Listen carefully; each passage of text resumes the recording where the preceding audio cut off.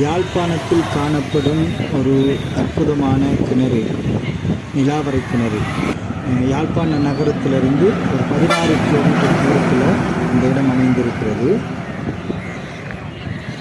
வேப்பை, வாகை, மதுரை மரங்களால் மிகவும் அமைதியாக குளிர்மையாக காணப்படுகிற ஒரு இடம்.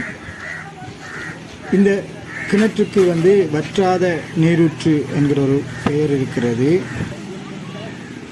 இந்த கிணற்றினுடைய ஆழம் அறியப்படாமல் இருப்பதனாலும் நிலாவரையான தூரத்தை இந்த கிணறு ஆழமாக கொண்டுள்ளதாக சொல்லப்படுகின்ற பொருள்பட இந்த கிணற்றுக்கு நிலாவரை கிணறு என பெயர் வந்ததாகவும் சொல்லப்படுகிறது.